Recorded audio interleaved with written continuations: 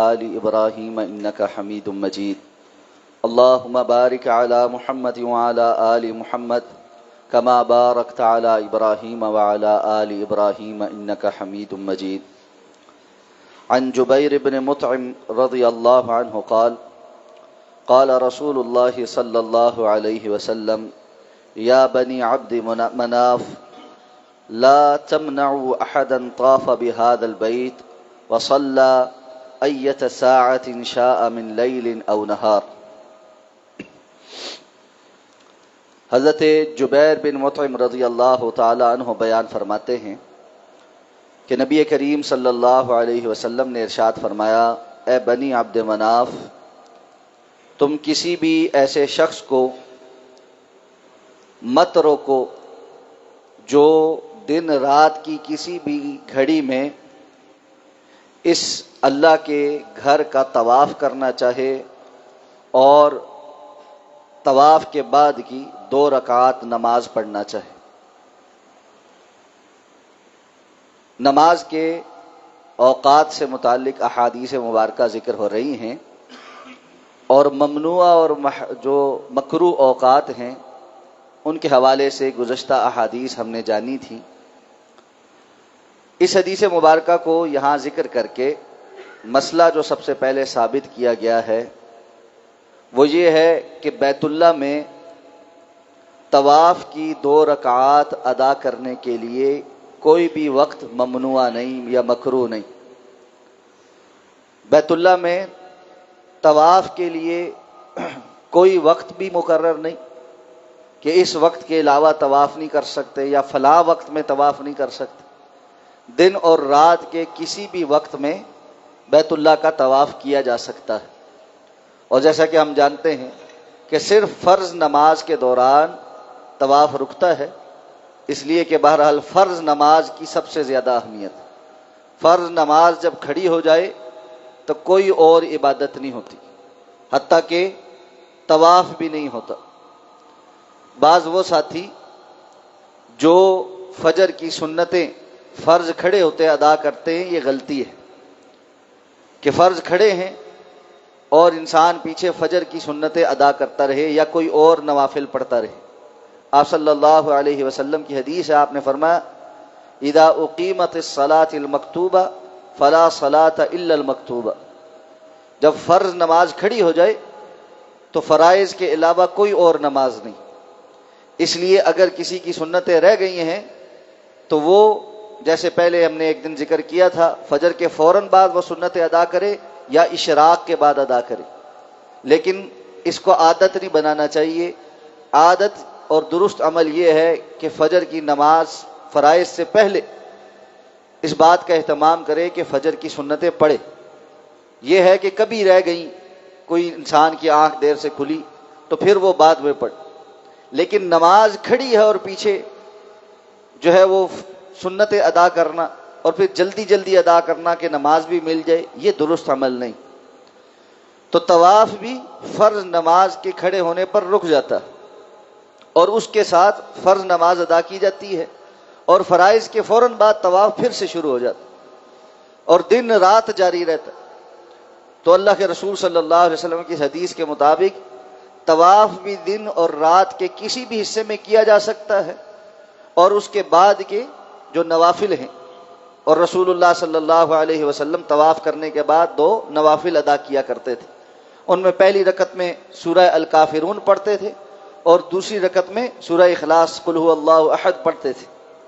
اور اگر عمرہ یا حج کا طواف کر رہے ہیں تو آپ طواف کرنے کے بعد جو ہے مقام ابراہیم کی طرف جاتے ہوئے جو ہے دعا بھی پڑھتے تھے، اور بعض روایات کے مطابق یہ نوافل ادا کرنے کے بعد آپ صلی اللہ علیہ وسلم سر پر زمزم گراتے اور زمزم پیتے، اور اس کے بعد صفا مروہ کی سعی کے لیے تشریف لے جاتے۔ تو اس لیے بیت اللہ کے اندر طواف کے نوافل کے لیے کوئی مکروہ وقت نہیں۔ اس حدیث مبارکہ سے یہ بات بھی پتہ چلی کہ آپ نے بنی عبد مناف کو مخاطب کیا۔ بنی عبد مناف کو مخاطب کرنے کا مقصد یہ تھا کہ بیت اللہ کے جملہ انتظام و انصرام اس دور میں قریش میں بنی عبد مناف کے پاس تھے، تو آپ نے بالخصوص ان کو مخاطب کر کے یہ بات ارشاد فرمائی۔ اس سے یہ پتہ چلتا ہے اگر کوئی کسی منصب پر فائز ہے تو اس کو مخاطب کر کے کسی بات کا حکم دینا یا کسی بات کے متعلق باخبر کرنا یہ درست، اور ان کے منصب کا خیال کرتے ہوئے ان کی عزت اور تکریم بھی ہوتی ہے۔ جیسے بنی عبد مناف کی اس منصب اور اس شرف کا اللہ کے رسول صلی اللہ علیہ وسلم نے بھی خیال کیا اور ان کے لیے یہ شرف برقرار رکھا۔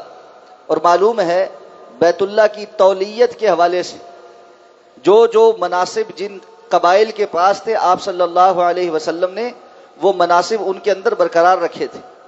اور آپ صلی اللہ علیہ وسلم نے فتح مکہ کے موقع پر جب بنی شیبہ خاندان سے بیت اللہ کی چابیاں لے لی تھی تو اللہ رب العزت کی طرف سے قرآن مجید میں وہ آیہ مبارکہ نازل ہوئی تھی کہ امانتیں ان کے حقداروں کے سپرد کیا کرو، ان تؤدوا الامانات الی اہلیہا۔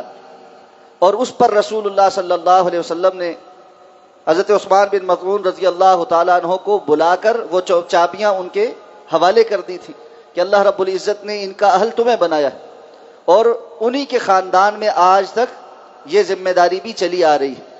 تو یہ شرف ہیں کچھ جو اللہ رب العزت نے بعض لوگوں کو عطا فرما رکھے ہیں۔ ہمارے ہاں ایک معاملہ بڑا عجیب سا یہ بھی ہو گیا ہے کہ ہم اس نعرے کے اتنے زیر اثر آ گئے ہیں کہ ہر انسان برابر ہے، ہر شخص برابر ہے، انسانی حقوق ہیں، انسان مساوی ہیں۔ کسی حد تک یہ بات درست، لیکن ہر جگہ یہ اصول اپلائی نہیں ہوتا۔ کچھ چیزوں پر اللہ رب العزت نے بعض لوگوں کو شرف عطا کر رکھا ہوتا، تو اللہ تعالیٰ نے جس طرح بیت اللہ کی تولیت کا یہ شرف جن لوگوں کو دیا تھا، اللہ تعالیٰ نے ان کے اندر اس کو برقرار رکھا۔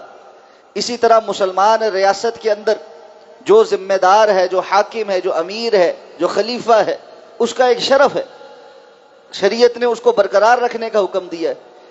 اسلامی حکومت میں کسی اپوزیشن کا کوئی تصور موجود نہیں ہے کہ کچھ لوگ ہیں وہ تو حکمران کی تائید میں ہیں، کچھ لوگ ہیں وہ اپوزیشن کرتے ہیں، ان کا کام سارا ٹائم ٹانگیں کھینچنا ہے۔ یہ مسلمان ریاستوں کو کمزور کرنے کا اور تباہ کرنے کا اور آپس کے اختلافات کو بڑھانے کا ایک ذریعہ ہے، نہ کہ کسی فائدے کا ذریعہ ہے۔ اس لیے ہم دیکھتے ہیں جمہوری ممالک میں یہ جو رسہ کشی ہے یہ سارا وقت چلتی ہی رہتی ہے، اور طاقتور ممالک یا طاقتور ادارے اس رسہ کشی سے فائدہ اٹھاتے ہوئے اپنے مفادات حاصل کرتے رہتے ہیں۔ اور یہ صرف ہمارے ملک میں نہیں ہوتا، بین الاقوامی دنیا میں بھی اسی طرح ہی ہے۔ اس لیے امریکہ روس پر الزام لگاتا ہے کہ ہمارے انتخابات پہ یہ اثر انداز ہو گئے، روس امریکہ پر الزام لگاتا ہے کہ ہمارے معاملات میں یہ اثر انداز ہو رہے ہیں، دونوں ایک دوسرے کی ایجنسیوں پر الزام لگاتے ہیں کہ یہ ہمارے معاملات میں مداخلت کرتے ہیں۔ کیوں؟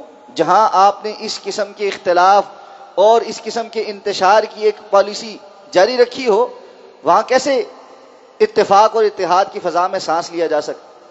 اچھا، بعض لوگوں کو یہ بات سمجھ نہیں آتی تو ان کو ہم یہ دعوت دیتے ہیں کہ بھائی ذرا اپنے گھروں کے اندر بھی ایک اپوزیشن کھڑی کر لو، گھر کے اندر بھی دو پارٹیاں بنا لیں، جو ہے باپ اور دو بچے، تین بچے ایک طرف ہو جائیں، ماں اور دو بچے ایک طرف ہو جائیں۔ جن گھروں میں یہ ہے وہاں تماشے ہم نے دیکھے ہیں کیا ہوتے ہیں۔ جہاں واقعتاً یہی صورتحال ہے اور ایک اپوزیشن پارٹی موجود ہوتی ہے، اس گھر میں کیا صورتحال ہوتا ہے؟ امن ہوتا ہے، سکون ہوتا ہے، بربادی ہوتی۔ باپ کچھ کہتا ہے، ماں کچھ کہتی ہے، آدھی عوام ایک کے ساتھ آدھی کسی کے ساتھ ہے، گھر میں ایک دھما چوکڑی مچی۔ تو ہم اس ماحول میں اپنے بڑوں کے جو شرف ہیں ان کے انکاری ہو گئے۔ نوجوان ہیں وہ بزرگوں کے احترام سے عاری ہو گئے، بزرگ ہیں وہ منصب والے کے احترام سے عاری ہو گئے۔ کسی کو اللہ رب العزت کسی جو کام اور مرتبے پہ کھڑا کر دے، ہم کہتے ہیں نہیں، ہم تو مانتے ہی نہیں، یہ کون ہوتا ہے ہمیں یہ بات کہنے والا؟ حتیٰ کہ ہمارا تو مزاج یہ بن گیا ہے، ہماری ہی عافیت کے لیے، ہماری ہی سیکیورٹی کے لیے پولیس والا کہیں کھڑا ہو اور ہمیں کہے جی تلاشی کروا لیں، ہم سب کے لیے بہتری ہے نا ہم تلاشی کرا لیں، کیونکہ میں تو بم لے کے نہیں جا رہا، لیکن جو بندہ لے کر نعوذ باللہ آتا ہے وہ بھی تو انسانی شکل و صورت والا ہی ہوتا ہے۔ اگر ہم سب تلاشی کرا دیں گے تو کیا ہوگا؟ بہت ساری جانیں بچ جائیں گی۔ ہم کہتے تم کون ہوتے ہو تلاشی لینے والے؟ ہمیں تلاشی دینے میں بھی آر ہے کہ یہ کون ہوتا ہے ہماری تلاشی لینے والا؟ بھائی قانون ہے، وہ ذمہ دار ہے، اس کا کام ہے یہ۔ تو جو ذمہ دار شخص کوئی کام کر رہا ہو اپنا، جس کو اللہ نے منصب دیا ہے، کوئی مقام دیا ہے، اس کے اس منصب اور شرف کا خیال کرنا، یہ شریعت بھی اس کو اپنے ملحوظ خاطر رکھتی ہے۔ اس لیے اللہ نے جن جن کو جو مقام اور شرف دے رکھے، ان کے مقام اور شرف کو نہ کھینچنا شروع کر۔ اللہ نے علماء کو شرف دیا ہے، لوگ مسجدوں میں لڑائیاں کر رہے ہیں، جی یہ نماز نہیں پڑھائے گا، وہ نماز پڑھائے گا، دوسرا کہتا نہیں یہی والا پڑھائے گا، وہ نہیں پڑھائے گا، لڑائیاں لگی۔ اور جو کھینچا تانی کرنے والے ان میں سے کسی کو قرآن سیدھا پڑھ کے دکھاؤ تو ان کو سیدھا قرآن نہیں پڑھنا آتا، لیکن اس بات کے فیصلے کر رہے ہیں کہ کون نماز پڑھائے گا اور کون نہیں پڑھائے گا۔ عجیب مذاق بنا ہوا ہے۔ اس لیے یہ جو ہم ایک بہت عجیب سے ماحول میں چلے گئے کہ کسی کا کوئی مقام، مرتبہ، شرف، عزت، بڑے چھوٹے کا خیال نہیں، یہ بے ہنگم معاشروں کا ایک ہجوم کی کیفیت ہوتی ہے، یہ قوم نہیں ہوتی۔ جس طرح جانوروں کا ایک ریوڑ ہوتا ہے، جس طرف کو چل رہا ہے کوئی قانون نہیں ہے، بس اس طرح کا ایک ریوڑ بن گئے ہم سب کو اپنی خود اصلاح کرنی پڑے گی، اپنے گھروں کے اندر، اپنے پڑوس کے اندر، اپنے محلے کے اندر، اپنی مسجد کے اندر، اپنے خاندان قبیلے کے اندر، پھر اپنے ملک کے اندر، ہر جگہ چھوٹے بڑے سب کو یہ سبق سکھانا شروع کریں کہ بھائی ہر بندے کو ایک مقام اور مرتبہ ہے۔ اللہ کے رسول صلی اللہ علیہ وسلم اس بات کا حکم دیا کرتے تھے، انزل الناس منازلہم، لوگوں کو جو مقام اور منزلت اللہ نے دی رکھی ہے اس کے مطابق ان کے ساتھ ڈیل کرو، اس کے مطابق ڈیل کرو۔ کوئی بندہ اللہ نے اس کو مقام اور مرتبہ دے رکھا ہے، آپ کے پاس آتا ہے، آپ اس کے مطابق اس کے ساتھ ڈیل کریں۔ رسول اللہ صلی اللہ علیہ وسلم کے پاس جب کسی قبیلے کا سردار آتا تھا، کوئی بڑا شخص آتا تھا جو دنیاوی اعتبار سے اللہ نے اس کو مقام مرتبہ دے رکھا ہوتا تھا، لوگ اس کا احترام کرتے تھے، آپ صلی اللہ علیہ وسلم آگے بڑھ کر اٹھ کر اس کا استقبال کرتے تھے اور اس کو اپنے پاس بٹھاتے تھے۔ کسی خاص جگہ پر بٹھانا ہوتا خاص جگہ پر بٹھاتے تھے، اور جاتے ہوئے اس ظاہری مقام اور مرتبے کے مطابق کچھ ہدیہ تحفہ بھی دے کر بھیجتے تھے۔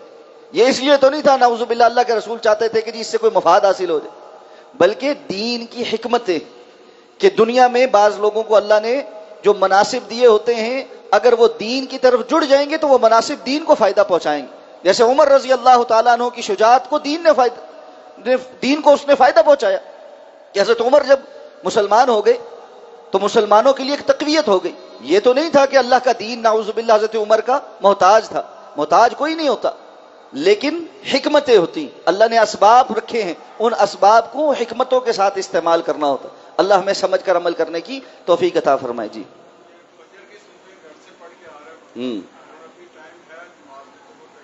جی پڑھے گا تحیۃ المسجد، جی پڑھ سکتے۔